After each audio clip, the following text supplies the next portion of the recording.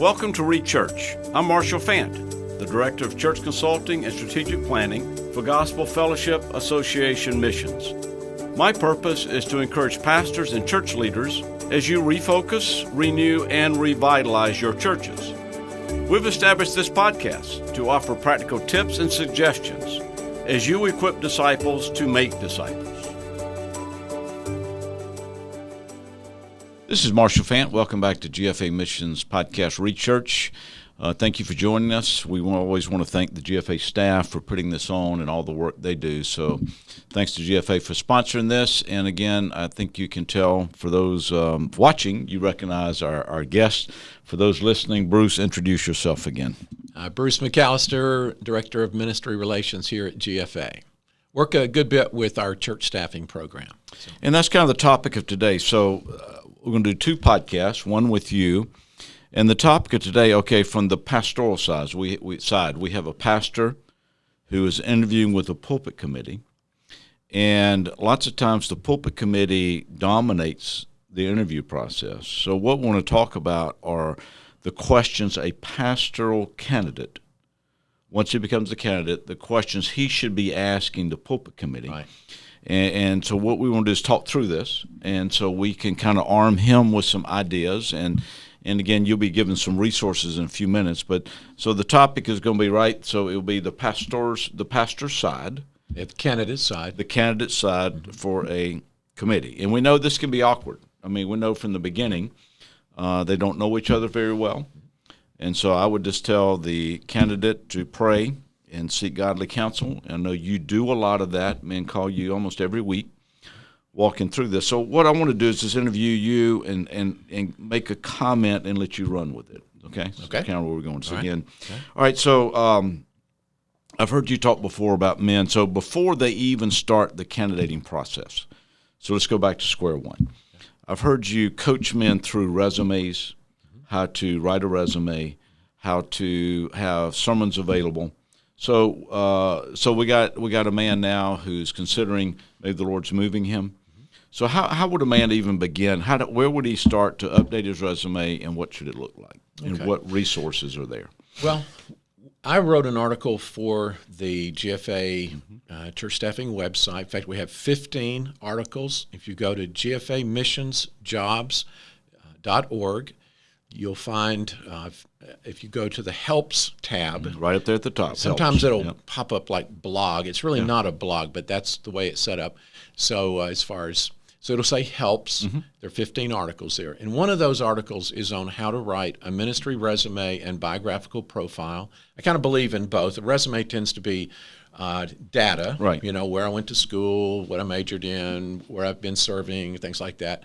A biographical profile is more of a paragraph document that can talk about family, testimony, salvation, call to the ministry, heart for ministry, both the husband and the wife. Right. And so preparing some documents like that, doing it very, very well. Be sure you have an editor involved in that, not just your own work, but an outside editor who goes through that, put it on the very best paper. And of course, you sometimes send that out electronically as well. Sure. So there's that type of preparation that goes into it. All right, and then again, you've already written on that, gfamissionsjobs.org. Right. Help column, and you can go to those. Right, and they're right. And you can actually print them out. They're in a PDF form as well as electronic. So and with the pastors, I mean, the candidates, Bruce has also written a number of articles that we recommend for the search committee. Right. To look at. So you may want to read those articles as well that Bruce has written to understand where the Pulpit Committee is coming from. That's right. There's a lot there. There's a lot there. There's a lot there. And it's both for the men who are looking and for the candidates. There's stuff there on church planting as well. Some men want to transition into church planting. Let me just mention a couple other resources while we're talking about resources. This book called Before You Move by John Cionca used to be called Red Light, Green Light, Discerning a Time for a Change in Ministry, a Baker book. This was taken over by Craigold. Dr. Cionca added several very helpful chapters to the old book. And this book is actually out of print, Before You Move, but you can find it on Amazon, perhaps, and in some other resources. Dr. Cionca is a good man. I've talked to him by phone. He actually has his own website as well. This book is worth its weight in gold for a man who is considering a transition. Good. And so I highly recommend this. And on pages 134 and 135, 136, actually is a nice set of questions for the candidate to potentially ask the church. We have many other resources, book resources noted on our website, but let me just mention this one as well. This is by the Vanderbloemen group. It's just called Search, the Pastoral Search Committee Handbook. Though it's really written to help the search committee, all a candidate needs to do is just kind of read it, in a sense, from his perspective, and it'll help a candidate prepare for process. Sure. This is the best thing on our list, in my opinion. It's clear, it's simple, it's to the point, and it's for churches of, I think, of every size. Sometimes books are written for the big churches, like the book Next, kind of is a big church book. It's helpful, but this is more for the average church. So, all right, so what I have done, I put together a list of questions we're going to talk through. So I have scanned articles, I've researched books, and just from real-life experience talking to pastors, some nightmares of not asking the right questions of the church before you take the church. I want you to comment on this. Okay, so one of the things would be ask for and read their Constitution, all right, and then ask them the question, is this up to date? Yeah. So what am I asking? As we go through this, I want you to say mandatory, or, well, you could just think about that. All right, so where would you put that on the list, Bruce? Well, it's very important. Occasionally, and I had a situation like this in the last couple of years where the church, a very fine church, long-term pastor, everything was fine as far as I know, but they actually didn't have a constitution. Yep. And therefore they did not have a due process by which they were going to call a pastor. Yep. So they were at square one. Their pastor had been there for very many years. So we helped them some, helping them get started. And I don't, of course, ever tell churches or men for that matter what they should do, but a constitution is going to be very important, and oftentimes will include a doctrinal statement in it. If it doesn't, then you need to see the doctrinal statement as well. And then some churches are very much letter of the law about how they operate within a constitution, and other churches are rather laissez-faire, and it gives them a little bit of structure, but so that would be. And the follow-up question: do you follow your constitution? Yeah, that's because right. We've all helped men that say, well, we have it, but we don't follow it, or we can't find it. Yeah. Okay, so I think but finding the constitution, reading their Constitution. Finding their Constitution. Helping them find their Constitution. So, but that's mandatory, right? That would be on a top priority. Yeah. All right, what about this, Bruce? What about asking the question, membership rolls, are they current? When's the last time you practiced church discipline? How many times have you done over the 10 years? So on a scale, again, is that something you want to know? The church needs to know this before they call, but where would you put that question? It's just good advice. These kind of questions, Marsh, which I think are very important. If I were starting the interview, let's just back up and say, all right, so the committee, I'm assuming the committee has already interviewed the man, right? Great question. So, all right, so the process, the way I see it, and I think the way you see it, and our listeners can do what they want to with it, but I think the committee, the pulpit committee, interviews the candidate and maybe his wife first. Okay, and once they decide to go to the next level, then you need to back up and say, or even let them know that, okay, after I answer your questions, I'm going to have a series of questions that maybe don't come up during the interview process. Some of these could come up as the church is interviewing the candidate, right? Sure. And this whole process of even getting to an official interview is this can take 3 months or 6 months just to get to this. So you probably are asking some of these things informally of the contact person at the church, but when you actually come and you're going to spend 3, 4, 5 days or a week or whatever at the church looking over its official candidating season, then maybe you've spent an evening letting them question you, several hours, And you've probably filled out a lot of questions Oh, for them. yeah. I mean, one church, the 120-something questions that they asked the candidate. So what I'm saying, the candidate has all this time invested. Yes. I'm just saying the candidate should let the church know at some point, I've got questions for you. Right. And so I wouldn't start off with some of these, super heavy things chronologically, but in the big mix of things, yes. Okay. So I would, So you want to ask them about their constitution. You want to ask them, about their financial situation. You want to find out things like, what are you looking for in a pastor? Yeah. What are your expectations? All right, hold on. Let's go back. Yeah. Finances. Okay. So what questions do you want? What are reasonable? Well, reasonable. maybe ask them what drawer in the pastor's desk are the yet to be paid bills. Okay. That's always the big surprise. Yes, it is. And I mean, be careful how you ask that. But all the bills up to date. That's right. And so it is absolutely, if you are being seriously considered as a pastoral candidate, it is your business to get the annual or quarterly financial statements for the last, and you can ask them, you could say for the last 5 years, or you could even say 10 years. Yeah. But that might be, some ways hard to produce, but at least get some of the recent reports, find out exactly where they stand financially, any debt, any obligations, any unpaid bills, any heavy debt, and just, you need that information concretely and not just off the cuff and little informal, no. And be nice about it, but you're going to be responsible for that in short order if they call you to be their pastor. So, and I think with that financial, I think there's nothing wrong with asking for what is their expectation to support you.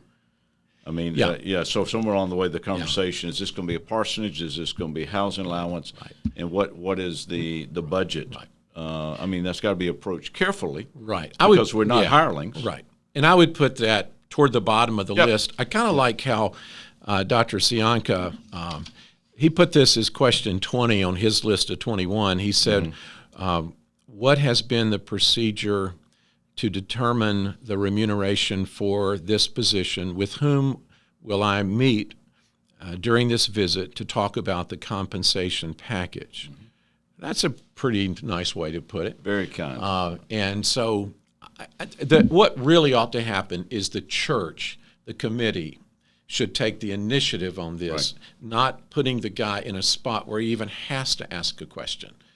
And I would be a little leery of a church that never brings that up, a committee. Like they go through this whole process and they never take the initiative. I would absolutely say to the committee, let the man know that is going to be discussed, and somebody, there'll be forthright information coming on that. Now, occasionally a church, there was a church that I was aware of that had a very large amount of money saved in the bank. For a local church of medium size, they had a lot of money. And so they were actually looking for a pastor that they could trust, not trust with that money, because he shouldn't be his personal purview, but is trustworthy in a leadership role with that much money saved. Well, I totally agree with that, that they need to be extra careful in their case. But they had a reason not to divulge that. Because they didn't want a guy coming to see that, finding out that they had this large amount of money. Well said. And so whatever. Yeah, it's very well said. So I think the church does have the right to protect certain information like that until a certain point. Now, let me just address this. So our men that are thinking about this is a question to ask. And again, we're recording this in August of 2021, and there's just been the housing spike all around the country. And some of our churches that are looking right now, one church told me that what they had in the previous budget for the previous pastor, the housing allowance was no longer sufficient because the housing prices has gone up. So this would be, again, I love the way you read that question. So who on the committee can explain the housing prices and what that's going to look like? But these conversations, I think the whole purpose, the big umbrella of this conversation with Bruce would be to help you men be equipped to at least know there's nothing wrong with addressing these questions. Yes, that's right. And again, the way you do it, is also important. Yeah, I would just throw this in, Marsh, that sometimes a man will wonder, why are they asking this question of me? Okay. And what you'll find out is that the things that are the most sensitive for the committee are the things that have caused division in the church. Absolutely. Just in recent years. Right. So they're going to ask you some fine nuance of something that actually was a problem. So just be aware of that's usually why they're asking that question. And I think that would segue into a question I have. Is there any current unresolved conflict in the church? And then has explained to me the last 2 or 3 conflicts the church experienced. Right. So I think that would be crucial as well, right? That's right. Okay. That's right. I would go with that, and hopefully they've been resolved or minimized. Yeah. I mean, you can always expect that when you go to a congregation, a church, that there will be.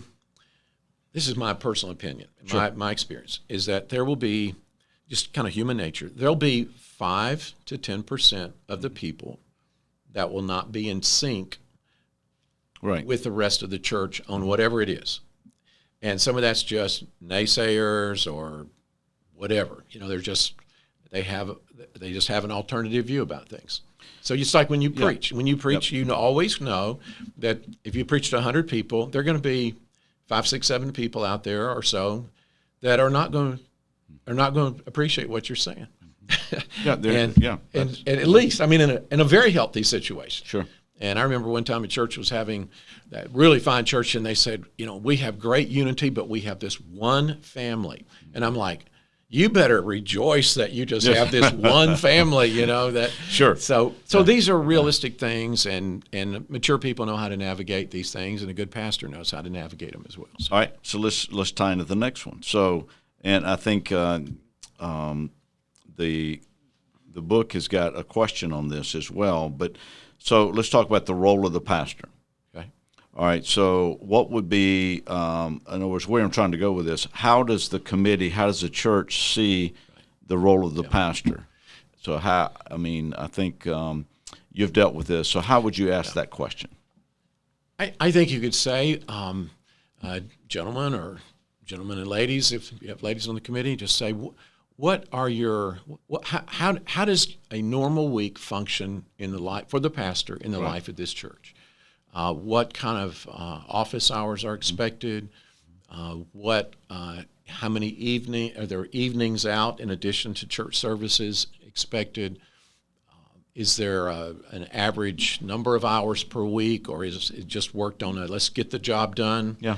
And you might even, let's just say, I know, Marcia, you were, I think you were a coach, right, for your boys' team sometimes. Yeah. So, young men and women growing up in a family, boys and girls, their parents like to go to 3 o'clock in the afternoon ball games after school. And so, I mean, most pastors I know, they come in early, they may work in the evening, they may visit in the evening, but a lot of them like to, go at it hard till, 3 o'clock in the afternoon, and then it's family time till 7 o'clock or whatever. But they need to communicate. Yeah. Or they may be working, in essence, 7 days a week or always on call, so they have flexibility. And, churches may go, hey, pastor, get the job done and take care of your family, and we'll be happy with that. And other churches might, like a church that has a Christian school and a highly structured situation, and everybody else is at the building till 4 or 5 o'clock in the afternoon, that's a little different dynamic. So it may well be that a pastor's going to put in a full regular 8-9 hour day at the facility, and that may just be what the expectation is. Some pastors love to study at home. They have a home office. That's how they get it done. So they study in the mornings, do administrative stuff in the afternoon, and visits. So find out what that church expects. How do you broach the subject of what does the committee view the role of the wife? How would you? That's a good one. Because you got to find out. Because a lot of them consider her to be an unpaid employee. Yeah, there you go. And unpaid pianist or unpaid secretary. So how would you recommend a man broaching that subject? Maybe the thing there to do is to say, talk to me about the last two pastors, or the last three pastors, and pastors' wives, and comment, if you will, on how those family dynamics worked out, and what was good, what worked, what didn't work. And they may not want to talk about personality, so that may not be the best way to approach it. But I think just saying, my wife's a team player, she's all in, and my wife is gifted this way, this way, this way. Some pastors' wives are gifted a different way, and so. What are your expectations for my wife? You got to talk about it. I would. And another question I found is helpful is men, if they're interviewing a young man who's coming in with children, when was the last time you had a pastor with young children in the home? Oh, good. Because that changes the dynamic of everything, right? It does. So we got to find a way to talk through the family relationships and what the church is expecting.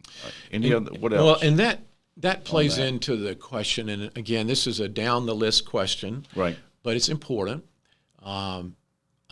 Vacations, if you have small children especially, go to see grandparents, all of that, then how does that work, and how does that work over time? A lot of businesses will say you get a week off after a year and 2 weeks off, years 2 to 5, and 3 weeks after that. Are we in that type of situation, or let's say a man's already been used to having 2 or 3 weeks off vacation a year. Some men maybe are fortunate enough to have 4 weeks off a year. Yeah. And if they come into a situation that's going to be more confining. So those are things again, I wouldn't be demanding about, but I would be asking about for clarity's sake.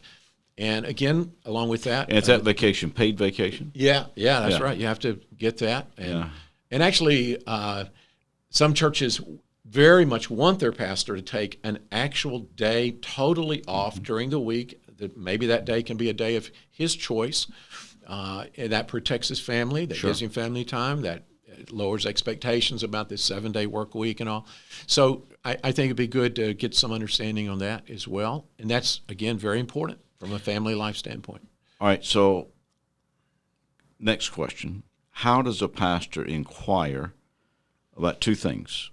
The community, because many of the churches right now that don't have pastors on the GFA website are in rural areas. Yeah. So so what's your advice to let's just say the candidate is talking with his wife, and they live in an urban area where the Walmart is 2 miles away, and they're going to rural America where Walmart may be 30 minutes away. So before he even gets to the committee, what's your recommendation to a pastor and his wife? How do they talk through that? Well, there's a fair amount of common sense on this one, I think. But ideally, it's good if the man and his wife, the pastor and his wife, are a good match for the community from the characteristics of the community standpoint. So you and I know of Western churches, for example, that are very provincial. And they want Western culture type people. They don't want a city slicker. No, they don't trust us from the east. We wouldn't work. No, we love them. We can preach there. But man, or even maybe New England, with me being from the South. There you go. I mean, they may not. Yeah, accents matter. They do. And even sometimes, like if you cheer for that college football team or this college football team, we got a problem. That might be a deal breaker, which sounds crazy. No, but it's the culture. Yeah, and it can be done in fun. I mean, you can just surely people give it. No, I would explore that and actually how you relate to that community.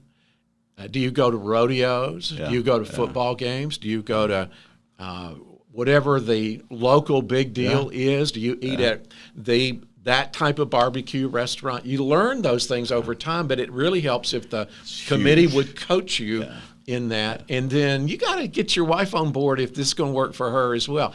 Now, honestly, anytime in ministry, cross-cultural ministry, going to the mission field, you've got to expect to adjust, adapt, and die to self and learn a new culture if you need to really be effective. So, all right. So let me ask this, because this is a question I heard you asked me this, or you made the statement. One of the hardest decisions you'll make as a pastors or church planter or going into new situations, how you educate your children.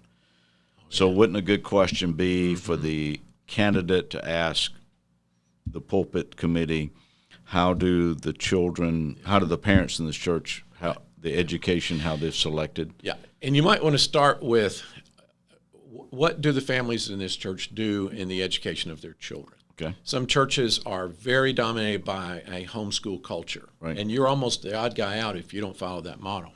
Others have a Christian school, and in some cases, and probably most cases, if you're working on the staff of a church that has a Christian school under the church, they're going to pretty well expect you to put your children in that school, even if you're a strong homeschooling family, and you have to talk through all of that. And it'd be very delicate to walk through that if you don't know the culture there. And then, but you got to ask the question. You do. It's got to be That's right. Okay. And I think you have to find out as well, how does this church view people in the church, members in the church, who send their children to public school? Because that may well affect how much outreach you're going to have do in community penetration if you're just locked into limited viewpoint. Healthy thing to me is to let people make those decisions themselves, and a pastor and the leading people in the church do some coaching over time, but they don't make all of this an absolute issue for every family. But the candidate needs to know going in. And what's expected of him and his family. Yeah, that's right. Okay. Any other comments on education or that type thing? It's a little different, but some churches are oriented toward a Christian college or two or three. Right, yep. And so I think it would be good to find out, okay, where do the young people from this church typically go? To college generally, and then to Christian colleges, and what are the expectations there? And you can find that out pretty quickly. It doesn't take, but I would find it out. And if for example, you have in mind for your children to go to a certain Christian college that may not be the norm for this church, is that going to be okay? Is that going to be a problem? Yeah. So find it. All right, so help me with this. Now, again, most churches, not all, have a video of their services online. So obviously the candidate, we recommend you go and watch a typical service. But those cameras don't pick up everything. So how does a man address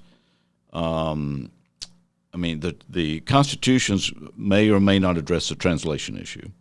So that needs to be discussed. And I'm sure the committee has already talked to him about that. So that will kind of come from the committee. But I will say this, sometimes what's written is not what's actual. Because they either haven't enforced some narrow view that's in the Constitution, or they've changed.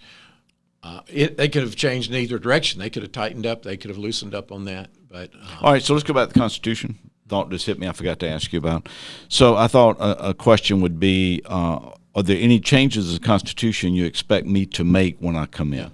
Yeah, it's good. The reason I say that because that's creating almost controversy from the beginning, because you're going to change something, and you're going to get some pushback from somebody.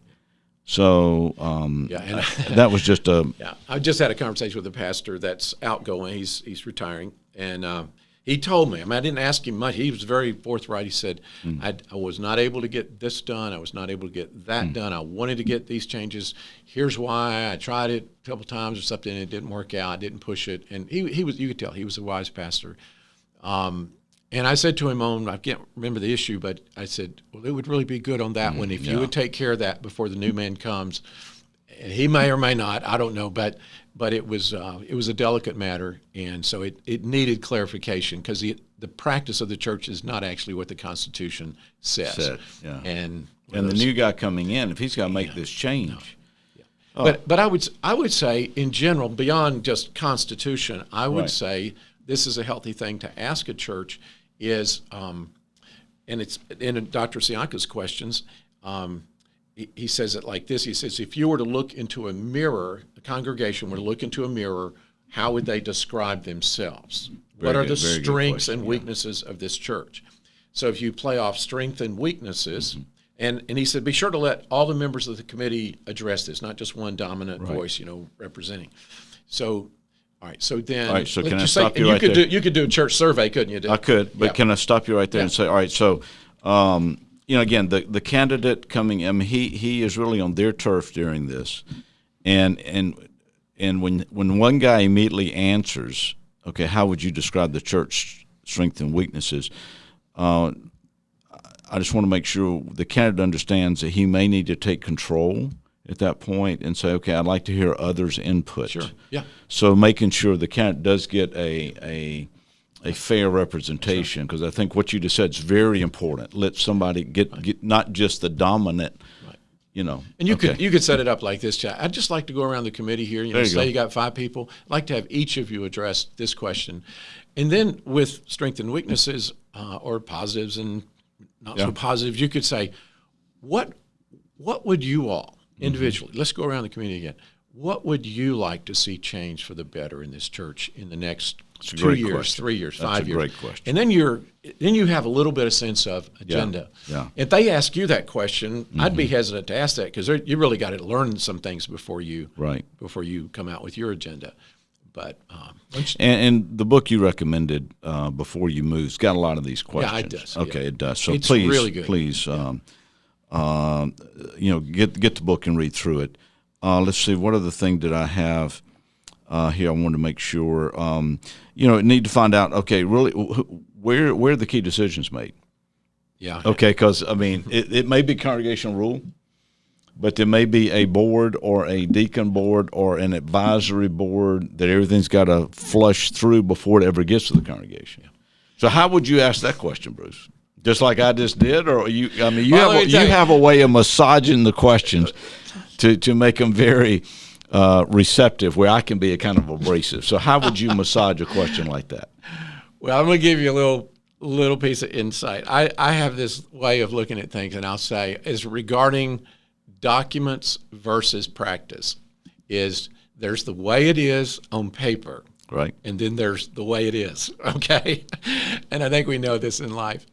I think I would just throw it out and say, gentlemen, what is the general decision-making process that this church has? Where do from the beginning all the way? Where you take a new idea, and how does that go through you all? Yeah. Do you all have a standard for consensus before you take it further? Then do you present that to the congregation? Well you said. give them time to think it through. Yeah. What's the process? And on some things, Marsh, you know how it is in ministry. Some things the pastor has the purview to make day-to-day decisions that are not super major financial decisions or whatever. So he may even have a spending limit, and he can spend, let's say, $500 a month or $1,000 a month in a healthy, good size church, and he doesn't have to. He would be smart to report that and to work through that. Yeah. But just there's just things you have to do. You have to fix the lawnmower sometimes. You can't just have a church vote on that. So, but you need to know the reality of how things move through the church for approval. And I would find out privately all you can on that. You could ask that to the committee, but then you talking about ask that to the chairman, or so? At what point would you call this? And we've got to wrap this up. All right, so I think one question is, how many pastors have you had in the last 20 years, 30 years, 40 years? Okay, because that's going to be a key indicator. Right. So you need to find that out somewhere along the way. But at what point do you – well, I'll leave it to you. So what else is going to be there that this guy needs to find out? Is there anything else that's like that would be a deal breaker? Well, I would discover who is the leading layman in the church. Okay. And it may be 2 leading laymen. All right. But there's a way to find out. Or if it's a family-controlled church. Oh, yeah. I mean, a greater family. Yeah. Okay. But, it is, if you're in a family, you don't automatically recognize a family clan church. And really, there's nothing particularly wrong with a family clan church. 50 people, and half of them are intermarried and, relatives. But it's a different. You got to know that different going thing. You do. Yeah. So you probably want to discover who's married to whom, just through general conversation as you're there, and make those connections. And then you want to find out, if you can, is there a layman in this church that has been running off people in general, or has ever been running off pastors? There you go. And so You got to discover that. Again, we've all been in churches that have been faithful. They've had one pastor for 35 years, or, in a series of 100 years, they've only had like 4 pastors. Okay, but they need to find out if there's a problem here, because some churches can be a pastor's graveyard. I mean, I hate to say it that way, but that is fact. And another factor, Marsh, is if you've had a long-term pastor, say a church planter or a 30-year pastor, what are his and his wife's plans to stay in the church or not? That's a whole discussion. It is. And I don't think there's any one particular way of approaching that. But that, that's a factor in how much, that's going to work for you and your wife. And I think it can work. I think it worked to stay in. I think it is fine if the man and his wife want to move on. Sometimes they don't have much option. No. Because they don't have any other friends, and so they want to stay in. All right, so let's wrap it up. The key is here, as the pulpit committee is communicating with the man, at some point the man's got to have the freedom and I think the fortitude to go and address them and say, look, I also have some questions. And I think if you don't do that homework, regardless of who recommended the church, it's up to you and your wife to discern God's will for you to go and pursue it. And part of that is, and again, we know the book of James, any man needs wisdom, let him ask from God above. So this, you got to pray through this. You got to pray for wisdom. You got to pray for discernment. And you got to pray that, and one other question, I just love that, is there anything else I need to know? So, you could end the question, you could end this by men, is there anything else I need to know about the church? Yeah. And so again. I think it's important when we're probing deep, they're probing, you're probing, that it not all stay on that, in kind of that prosecuting attorney sound. I think the tone of the candidate should be, let me share with you what God is doing in my life. Let me share with you my vision for ministry. This is who I am. This is who my wife is. Here is what we want to invest in and love the people of wherever God leads us, and give your basic approach to ministry, your heart for ministry, your love for people. Keep it like that, and just say, in all of that, there's some things I need to know. And keep it like that, and keep it positive, and thank them. And you're at the earliest stage of a relationship, so there's only so far I think you can go, especially in a group meeting. I think you can get off to the side with an individual. And then if they have red flags come up, and the process goes further, then you can the candidate can then come back and ask more detailed questions. But the thing is, you got to form a line of communication, because if you can't communicate before you come, you're probably not going to be able to communicate once you get there. All right, all words of wisdom. Bruce's email address will be in the show notes. My email address has been there.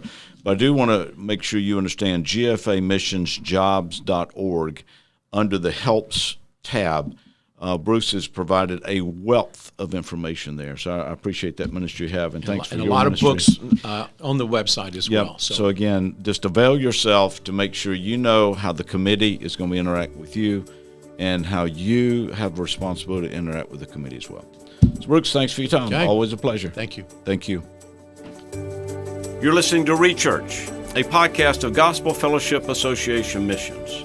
If you would like more information about our ministry or how we may assist you and your church, visit us at gfamissions.org/consulting.